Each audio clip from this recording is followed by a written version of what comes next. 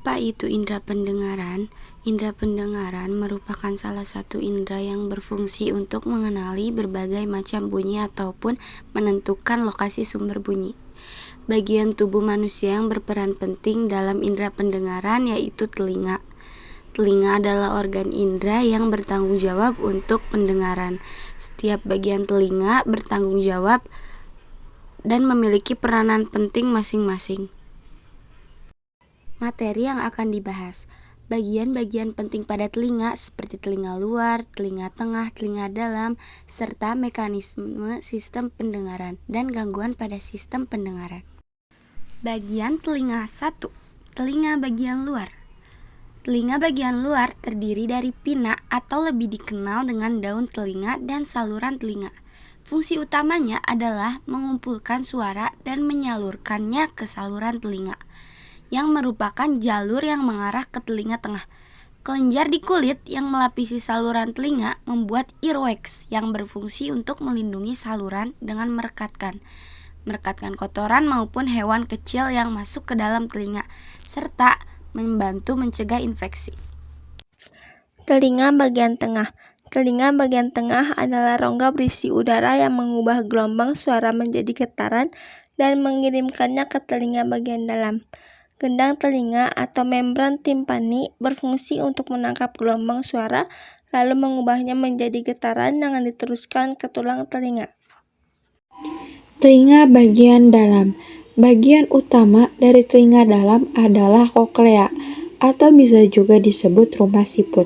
Karena bentuknya yang mirip, di dalam saluran koklea ini terdapat cairan yang menghantarkan getaran suara dan organ korti yang berfungsi sebagai penerima sinyal getaran suara tersebut.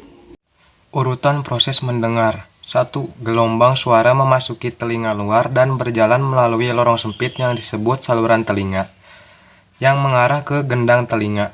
2. Gendang telinga bergetar dari gelombang suara yang masuk dan mengirimkan getaran ini ke ketiga tulang kecil di telinga tengah.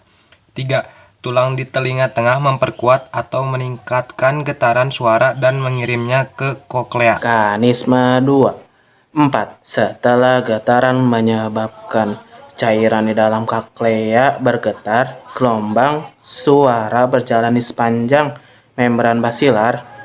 Sel-sel rambut, yaitu sel sensorik yang berada di atas membran basilar, mengendalikan gelombang suara. Sel-sel rambut yang di dekat ujung lebar koklea kemudian mendeteksi suara bernada tinggi, sedangkan yang lebih dekat ke tengah mendeteksi suara bernada rendah. 5. Saat sel-sel rambut bergerak, komponen seperti suara yang sangat kecil dikenal dengan stereocilia, yang bertengger di atas sel-sel rambut menabrak struktur dan lengkungan di atasnya. Ini menyebabkan stereocilia terbuka, kemudian bahan kimia masuk ke dalam sel dan menciptakan sinyal listrik. 6.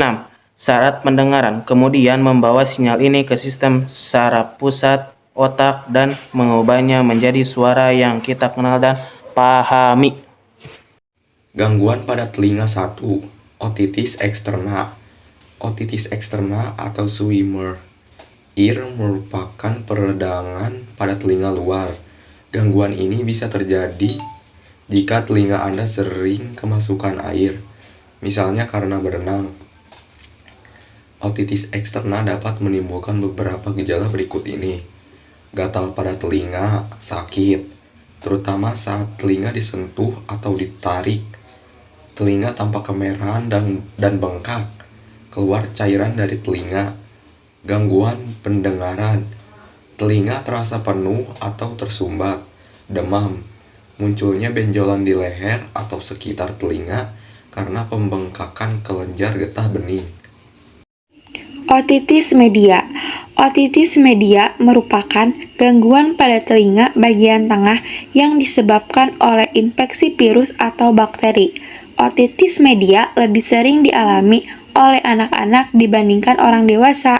Gejala yang ditimbulkan oleh otitis media antara lain sakit telinga, gangguan pendengaran, demam, serta keluarnya cairan pada telinga yang berwarna kekuningan, kehijauan, atau kecoklatan, serta berbau busuk. Otitis interna. Otitis interna adalah infeksi pada telinga dalam yang mengendalikan fungsi pendengaran dan menjaga keseimbangan tubuh. Gangguan pada telinga ini dapat terjadi akibat otitis media yang tidak diobati dan infeksi virus atau bakteri di telinga.